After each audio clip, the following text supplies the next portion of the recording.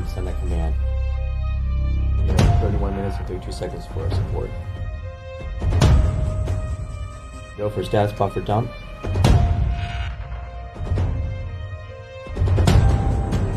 Since the retirement of the space shuttle, the engineering team is absolutely critical for Hubble. It always has been. Without the shuttle going up to replace any equipment failures that we have to make do with what we have.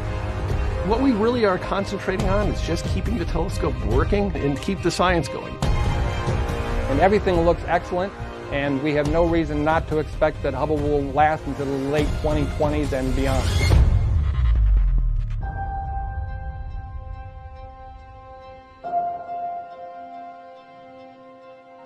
My name is Mike Wins, and I'm the lead systems engineer for what's known as the optical telescope assembly of the Hubble Space Telescope. I'm in charge of what's known as defined guidance sensors. These are the instruments that actually help Hubble do the exquisite and precise pointing that it does. Right now we're getting ready to perform an observation. The telescope is going to be trying to go to acquire some guide stars in just a few minutes here. The stock is the Space Telescope Operations Control Center, where we send commands to the spacecraft. On a daily basis, we have to send up what's known as command loads. Accept it. DCMR is good. Step 3 is complete. Because the computers on Hubble are very old and they have very little memory, in fact, most of your memory sticks today are 20, 30, 100 times bigger than Hubble, we have to send up essentially a load of all the commands Hubble's going to be doing for the next 24 hours. On a routine basis, we always keep 24 hours of instructions on board, so it's routinely updating for the new sequence 24 hours in advance. We'll start with doing our premise uplink. Hubble is always working, it's always doing something, it's always doing some sort of observation or calibration or getting ready for the next task. We'll be logging on forward at 14:33:17. Hubble is truly a 24/7, 365-day-a-year instrument, so the Hubble can keep on going. It never stops. And we are configured. It's been verified. Now we do have to, because of this low Earth orbit we're in, the actual observations, when we're taking a picture of something or doing a science observation, we actually have to wait because sometimes the Earth gets in the way. So we have to pause, wait until the Earth gets out of the way as we go back around and start the observation back up. You have constraints. You don't want the optics pointing at the sun, and you don't want the instruments to have their shutters open when you're looking at the Earth, because the Earth is bright for them. And then we have the South Atlantic Anomaly, the SAA, which is a portion of the Earth where we get proton hits that will affect the electronics in Hubble and can also affect the instruments in Hubble. And so we have to plan out very carefully our targets and observations. We have a timeline that's laid out to maximize the efficiency of it. Hubble can actually take observations during day and night passes. Every 95 minutes, we go around the Earth. The batteries will charge from the solar rays during the day pass, and then at night, batteries power the observatory so we can continue observing. The scheduling with Hubble, we're trying to put it together as efficiently as possible, minimize our gaps. The goal is to constantly keep it busy. We're constrained to a certain extent, but whenever we have visibility, we are observing.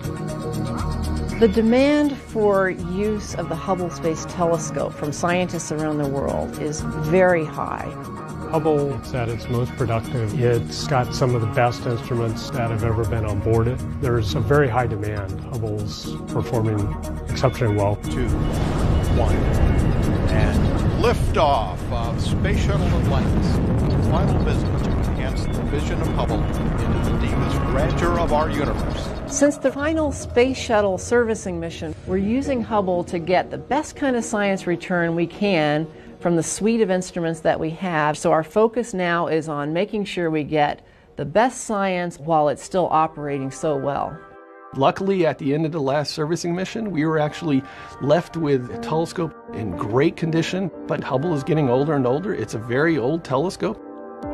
Now, 10 years after the last servicing mission, we can't rely upon servicing missions to fix things, so we have to rely upon our own ingenuity to be able to figure out if something does fail, what are the alternative paths that we have.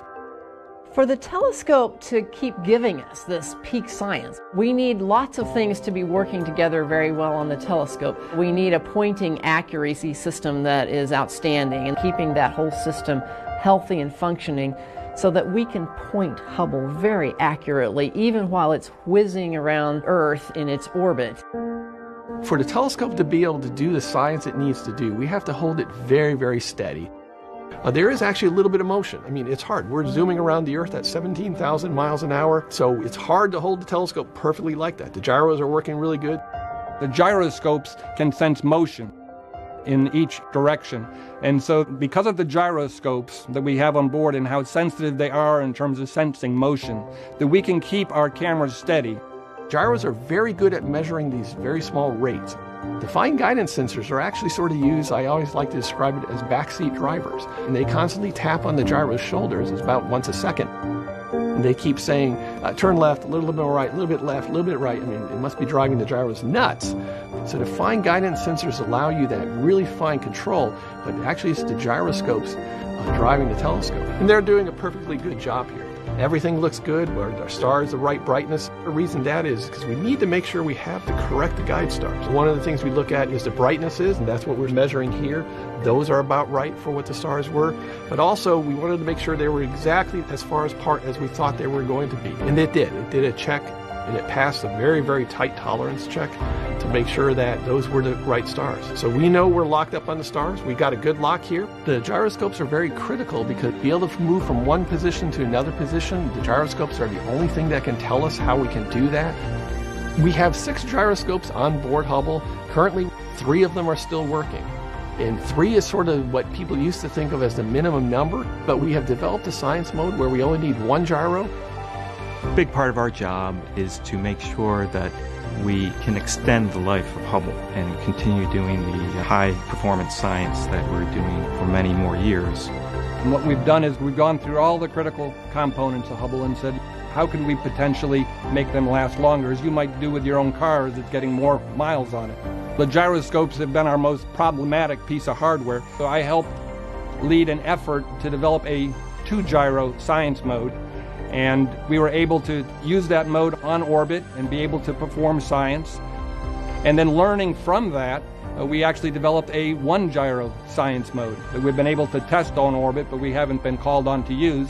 But in the end, possibly 5 to 10 to 15 years from now, when we're down to potentially our last gyroscope, that is the mode we will be in. Before we do anything on orbit for the first time, we have to test it out on the ground. And we're very lucky to have what we call the VEST, the Vehicle Electrical System Test Facility. And the key with the Vehicle Electrical System Test Facility is it's an exact copy of the main part of the telescope where all the electronics are. And it has the mechanical bays, it has the computers, the electronic boxes installed in there, and it has the cables and harnesses in there. And in fact, when we were building the VEST, we had the quality engineers came to us and said, you're not doing these cables exactly the way you should be doing them. You know, we've got better standards now. And our thing was, we're trying to build a copy of what we have on orbit. And so what you have in the VEST is an exact electrical copy of the Hubble Space Telescope. Every orbit as we come around the Earth, to be able to get our attitude correct, to get ourselves steady and locked on. The fine guidance sensors and the gyroscopes are key to that. And that's why those are the 2 of the subsystems that are on the top of our list as far as having contingency plans for and monitoring the health and safety of those and making sure we have them in peak performance. When something fails on Hubble, or we have an anomaly, something we don't understand, one of my jobs is to bring together the experts, which may be a thermal engineer, a mechanical engineer, an electrical engineer, a software engineer, all these different people. And we'll say, you know, how do we deal with this issue? And how can we work around it and return back to peak science? What you do is you come up with a list of what is available to you on the telescope in terms of potential. I could close this relay or open that relay or turn on this box. And I am continually amazed. You have a telescope on orbit that you can't even see. I mean, all you're doing is looking at the data coming down to you from the ground. These experts are able to use their ingenuity and come up with ways to continue to operate Hubble. And everything looks excellent, and we have no reason not to expect that Hubble will last until the late 2020s and beyond.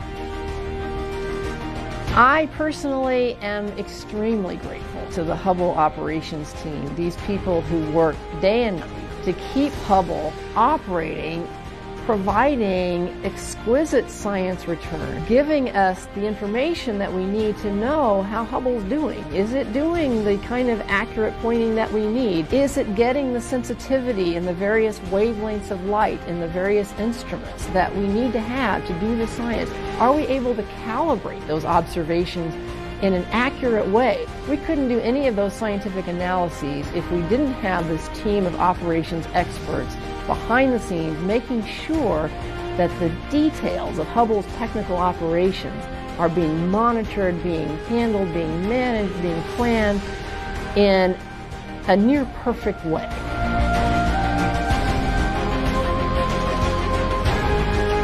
Because the Hubble Space Telescope is so scientifically effective right now, scientists are using Hubble to investigate some of the deepest mysteries of the universe. One of the primary things Hubble has been doing is looking at the atmospheres around exoplanets.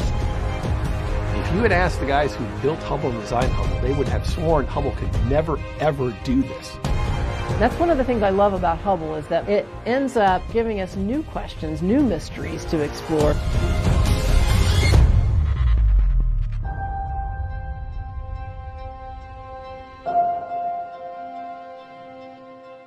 My name is Larry Dunham. I'm the Chief Systems Engineer for Flight Systems here on the Hubble Space Telescope.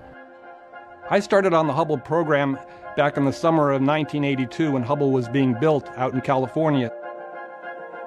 First telescope in space that'd be designed so that we've got what we call orbital replacement units.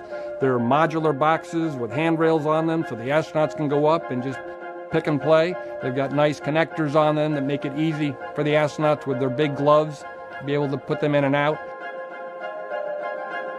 We've had 5 servicing missions. We have replaced some equipment multiple times, especially the instruments. We're always going with the advanced technology. The telescope we have today on orbit is not the telescope that we launched originally. We've been able to replace all 5 of our science instruments with instruments that have the technology that didn't even exist when Hubble was being built originally.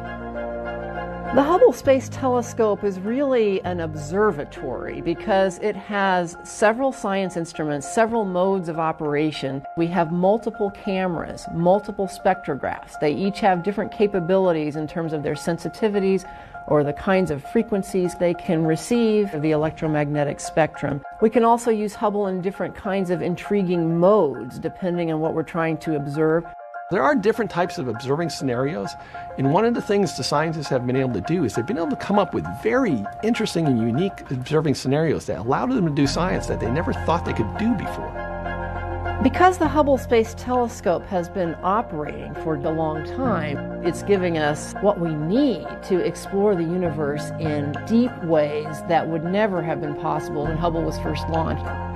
For example, scientists wondered whether we could use Hubble in an innovative mode in recent years, basically scanning objects slowly instead of just staring at them. In some cases, that gives us a higher sensitivity to what we're trying to observe.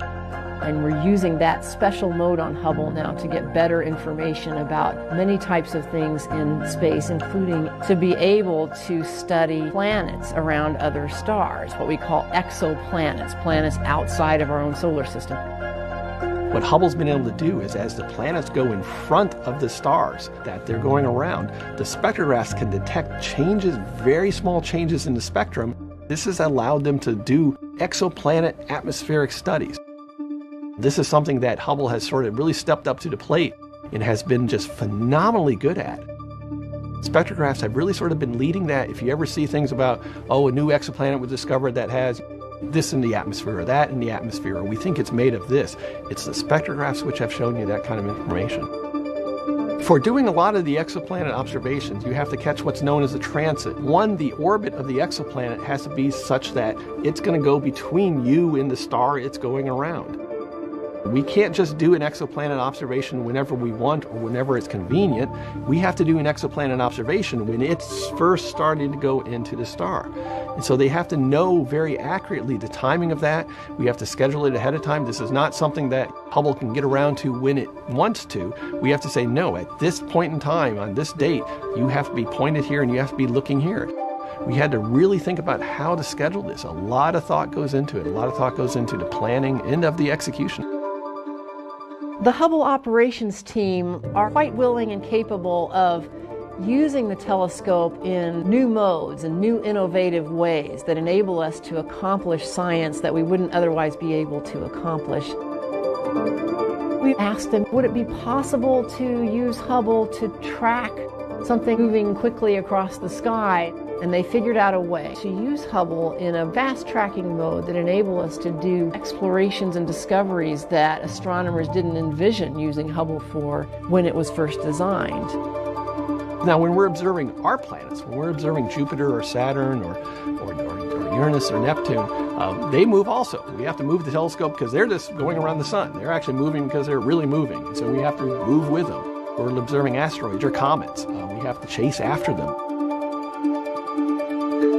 Oumuamua, we know came from outside of our solar system, is like a big asteroid that was detected whizzing through our solar system. We wanted to use Hubble to observe this as well, and we were able to track it. This is not a simple operation. It's moving at more than 100,000 miles an hour, so being able to observe this and track it is a wonderful capability that the operations team has enabled Hubble to have. The telescope is big, it's massive, it moves about the same speed as the minute hand on a clock. So to move from pointing one thing to go completely around the other one takes us a half an hour. It is not a very fast motion. We actually use a very interesting technique. It's using Newton's third law. We have these very large reaction wheels on it. They're about 2 feet across, very, very heavy, very, very massive wheels.